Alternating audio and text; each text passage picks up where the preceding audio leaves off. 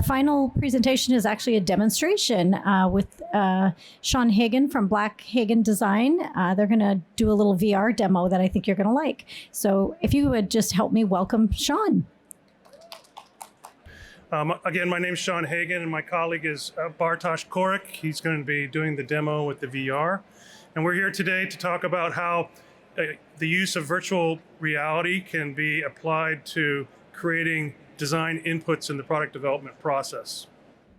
All right, so the basic methodology that I'm going to walk us through is one that we've been using for quite a long time, except that in the analog form, a physical form. And it's a means of generating high-level system architecture design inputs.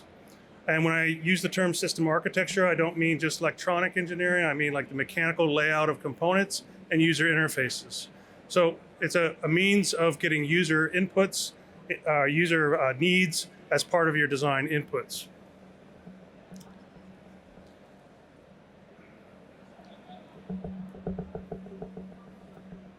All right, so first of all, we start off with the concept of context of use. And this is where we get the users involved, as well as the design team, involved in an experiential means of providing preferences and needs through evaluating configuration models in the context of use.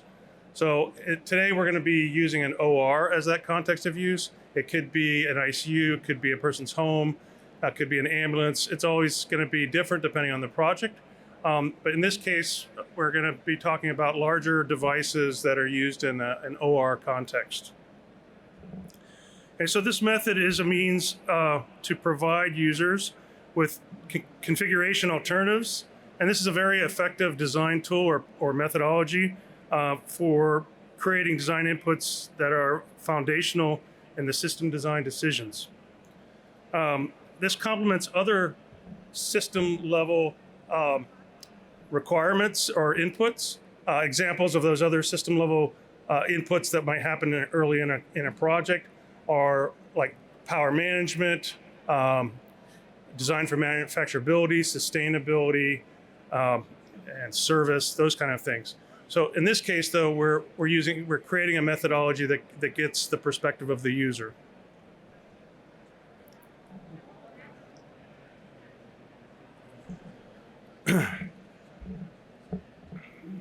All right, so a great starting place is another method. It's called Contextual Inquiry for understanding how the current use scenarios work and how the predicate devices are being used in current contexts of use.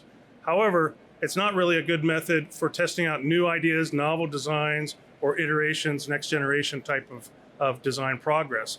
You can't really do that with real patients and users. So we need to have an alternative method for that.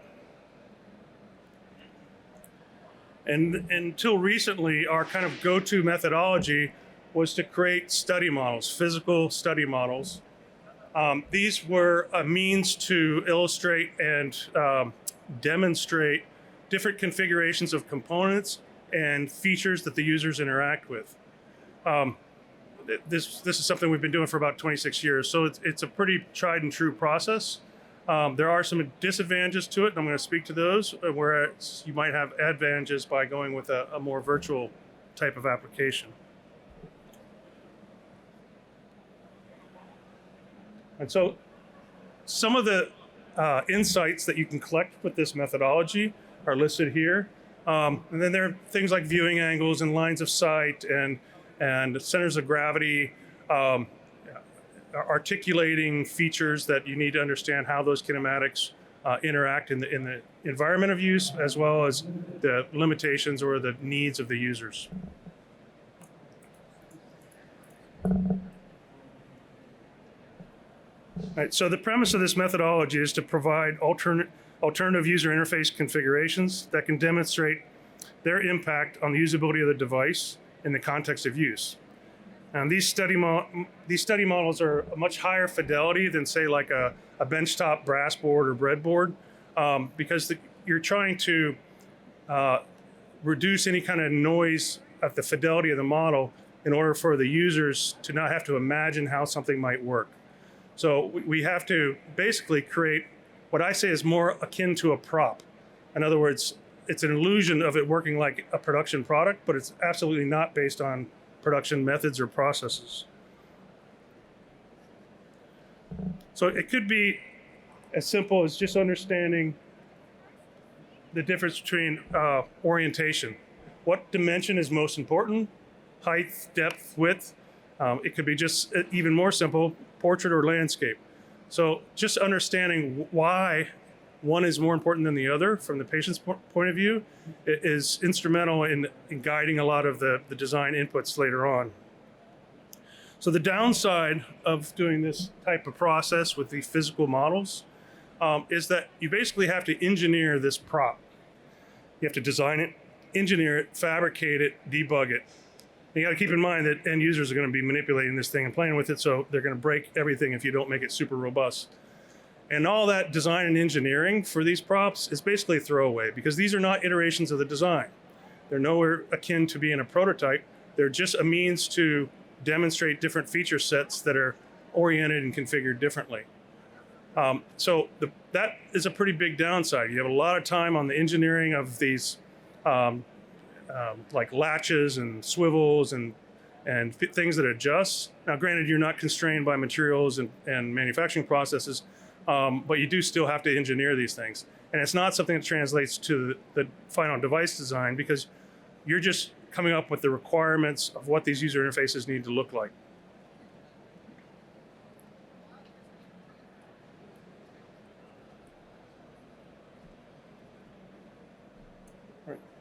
So when we switch over to a virtual version of this methodology, we pretty much can keep all these different inputs or these insights. We can still capture these, with the exception of two. Viewing angles, it's different from line of sight. Line of sight is can you see it from where you need to see it from, or can other people see you, those kind of things. Viewing angle is a technical issue with the display itself. Where you're standing, can you actually read the display? Now, a few years ago, it was a much bigger deal. Technology has totally improved such that most of the displays we deal with now don't have any issues with viewing angle. But my point is you can't really simulate that in a virtual space.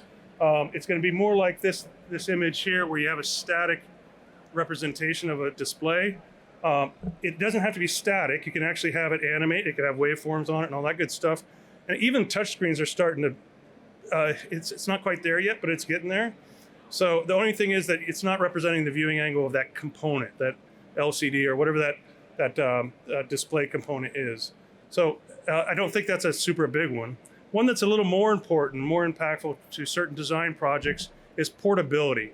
What we used to do with these things, as you can see in this image in the upper right, is we would weight them and make sure the center of gravity is correct. And that way the users can evaluate that portability.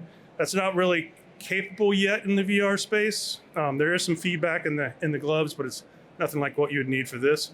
So that's probably one limitation for like wearables and handheld instruments is probably not going to be applicable.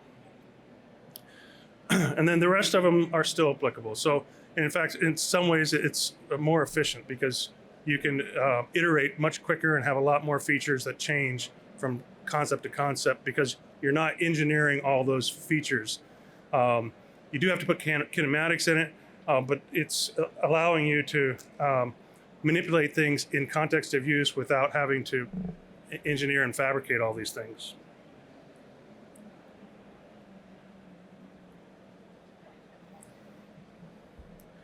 All right, so we're going to go through kind of an example today. I will remind you, we have a little bit of limitation on the stage.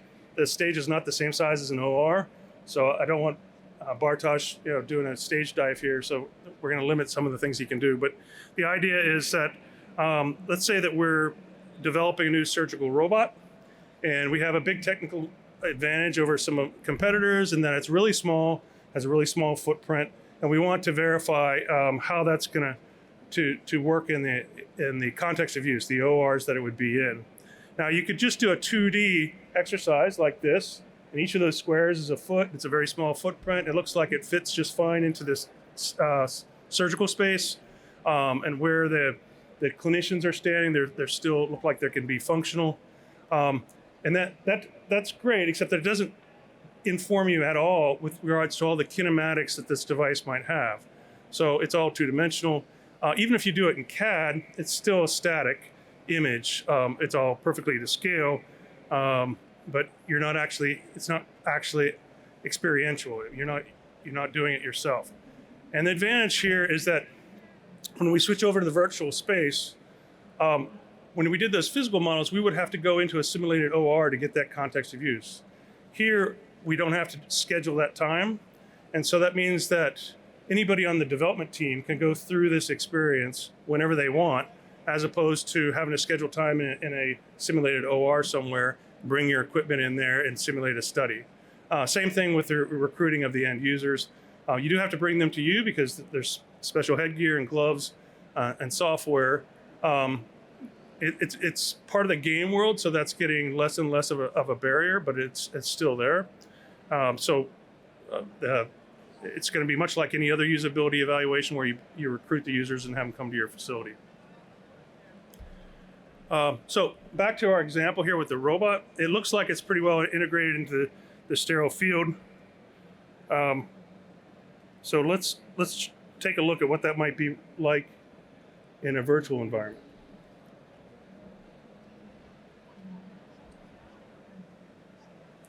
So the robot's being maneuvered into place. This is called docking the robot.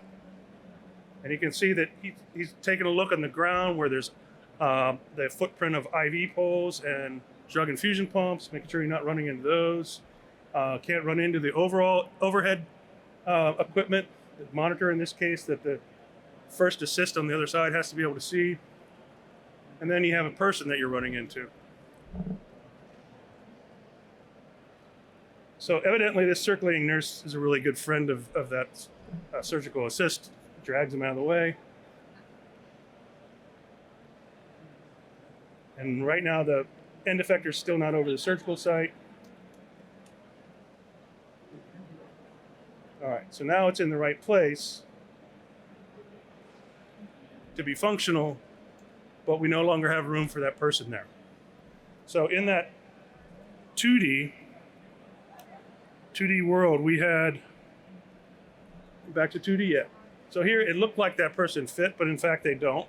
They're looking at the back of a monitor, and we can't really move that monitor. I'll kind of demonstrate, actually, Bartosz is going to demonstrate later why you can't do that, because there's a surgeon in a cockpit over here, a controlling cockpit that controls the robot, and they need to be able to see the sterile field. Now you learn those kind of details from doing the contextual inquiry up front, what those needs are in a big picture, and here we're evaluating more minutia in the design iterations and configurations. So you might have 3 or 4 different versions of this robot, try them each out to see whether you can solve any of those problems. What you first thought was a big advantage, a really small footprint, it's only 2 feet by 2 feet, doesn't seem to make a difference as far as keeping that clinician on that side of the bed.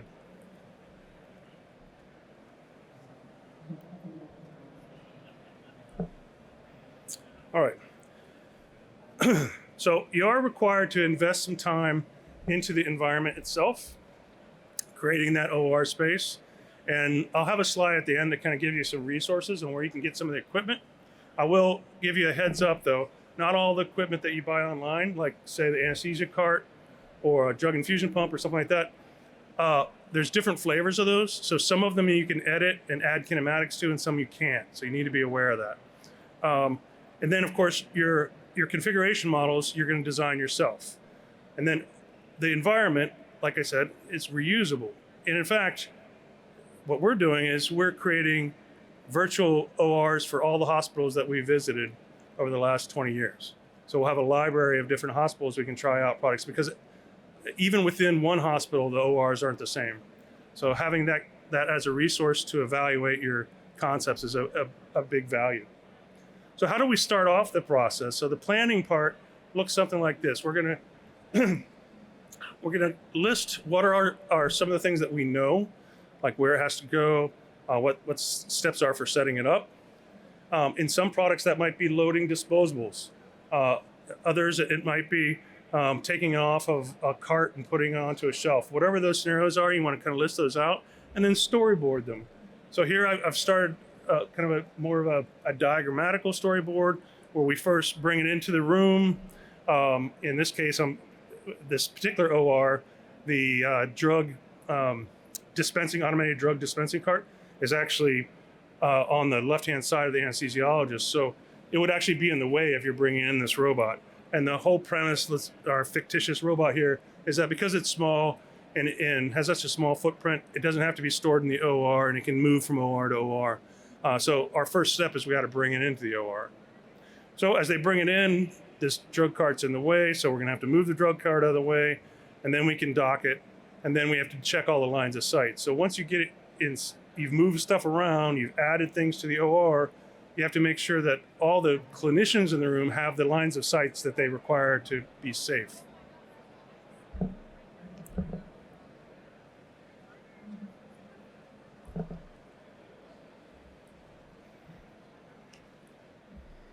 All right, so these are the resources that I was mentioning earlier. This first one is a service provider. If you don't have the resources in-house like we do to do it yourself, you can hire somebody else to do it for you. They also do prettier versions. I mean, we're using this as a tool, so we haven't rendered all the things that are in that OR because that doesn't help us with our evaluation. It just adds weight to the model and makes a much bigger file. But they can do that if you want something that's more promotional in nature. And then the engine that we're using is this Unreal engine. That's what we create the environment in and the simulation. And then stock models come from a couple of different resources, and I've listed those there. Again, just be cautious that you're buying a model that you can edit and add kinematics. Okay, at this point, Bartosz, when you come up. So we're going to go through some of the scenario where he's trying to first try to get the robot into the room. Hopefully there's enough runway to do that. And then he's going to switch hats and become the anesthesiologist and have to move the cart out of the way. But you'll see a lot of the different, we'll demonstrate a lot of the kinematics that the cart, on the cart, so you can see him open drawers and adjust displays and things like that. So you can imagine how that translates.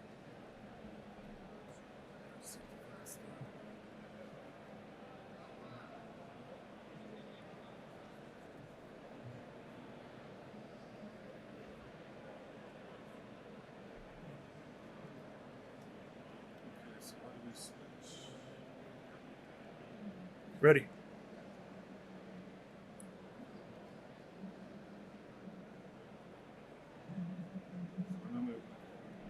I'll watch it.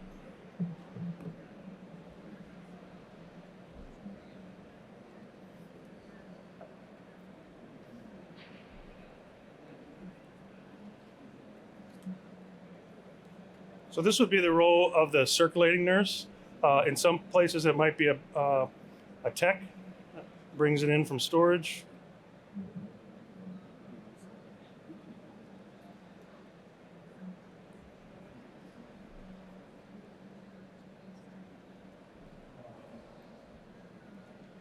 So now he sees that the drug dispensing cart is in the way. So he just teleported over to where the anesthesiologist is because we don't have a big enough room here. And now he's going to have to move that cart out of the way. So this is an automated drug dispensing cart. At Tampa General, it's on the left-hand side, so that would have to be moved out of the way. And the problem with pulling that into the anesthesiologist's space is you got to be able to open drawers. So he's looking around. That's a drug infusion pump. There's the patient. It's back to the cart. Now he has to demonstrate that you can still open the drawers. So these are the controlled drugs on the top. And see how close he's getting. He had to move the stool out of the way. And then other medications are down here. So he only has a foot between that drawer and the anesthesia machine. So that kind of gives you a heads up on what the impact of having to move that out of the way just to get this robot in. There's also cord management involved. We don't have that kind of fidelity in this, but we've done that in the past. In real life, this would be something the anesthesiologist would be pretty unhappy about because they're managing a bunch of cords in addition to this. Okay, So now we'll check out the line of sight of the anesthesiologist. He's got to be able to see the surgical field. And then we have that line of sight of the first assist. He's got to be able to see that monitor. And so depending on how tall he is, he might not be able to.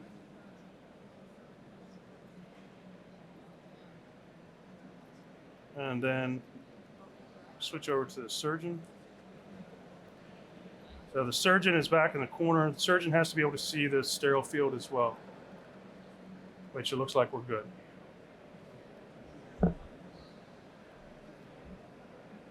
And then can you teleport back to anesthesiology?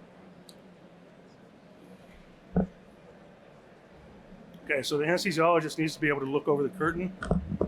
Has to be able to look over the curtain of the ether screen and be able to see what's going on over there as well. And that looks pretty good. The robot's taking up basically the same space as a person. So what we've done in the past is we'll put these on as designers, experience it ourselves, and then also have end users come in and try it out and give us what their input is as far as their concerns on where the kinematics might be running into other things, or how we might have the OR laid out unrealistically, etc. All right. And then another thing that we might do is we have a teleconference with people that can't come to actually don the gear and just have them direct the person to try different things out that they are concerned with. So it's not quite the same hands-on first-person experience, but it is still of value.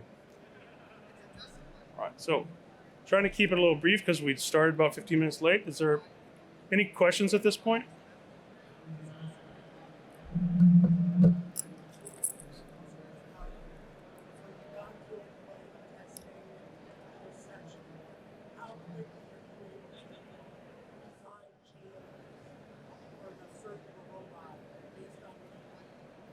Right. So the question was, make sure I get this right. How often or how long does it take to do iterations? Yeah. So now that's an excellent question because there is a big difference between the physical models and the virtual models when it comes to iteration. Iterating the physical models probably take twice as long, if not longer, because you have to refabricate them, rebuild them, modify them, etc. Whereas in the virtual space, you can make quick changes. It's a very light CAD model, and you don't have to basically re-engineer a new product. So it could be orders of magnitude. Anyone else?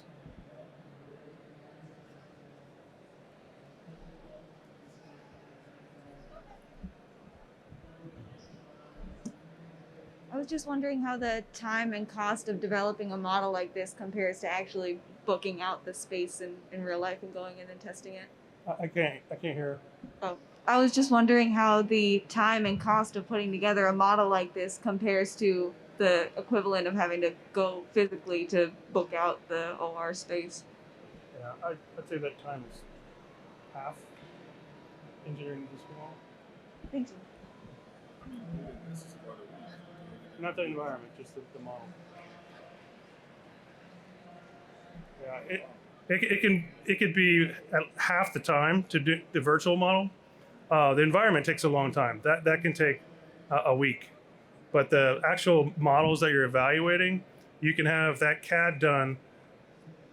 So say it takes 2 weeks to do the CAD for both of them. Then the one that's physical takes another 2 weeks to engineer all the features, and then another 2.5 weeks to fabricate it. So you can see that it's significant time savings. It really depends on the complexity of the interaction. Yeah, how many things you want kinematic? In terms of hospitals that have implemented this, what are the success factors? What hospitals or operating rooms have been better at adopting this technology, and what are the benefits they've seen quicker than, say, the rest? Good question. So the question is, what hospitals have benefited to this process and how? We actually don't work for any hospitals, but it's a good idea. And we've talked to a few that are looking into using some of these same methodologies used for product development in their processes and patient safety programs, risk management programs. But I'm not sure if there's any hospitals actually doing this. They might be doing it for training, but I'm not aware of it. So this is our typical scenario is a company hires us to develop a new widget or a completely novel new widget. And so this is just part of our development process as a fee-for-service consultant.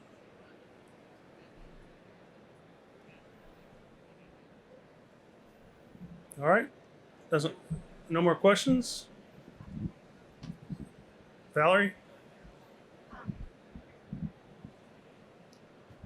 Can you configure it for multiple reuse? Yeah, we do that for both kinds of models where they're kind of like Mr. Potato Heads. We can switch out monitors. We can not have a monitor. We can switch out doors, different size drawers. So you can make one model that's configurable, or in this case, you might be just as fast to make multiple models in the virtual space. So if you have like a device manufacturer that's working on a number of different products, he could use this in different configurations, the same. Right, and that is the advantage of it. The whole point of it is that you're presenting alternative configurations. So one might be deeper, one might be wider, one might be taller, one might have adjustable display, one might not. All those kind of things, and you want to be able to go through the same use scenario with each one. That makes sense. And it's not a beauty contest. You're not picking A, B, and C. You're picking feature set here and a feature set there, and those all become inputs to the system's architecture. Great, thank you. Okay.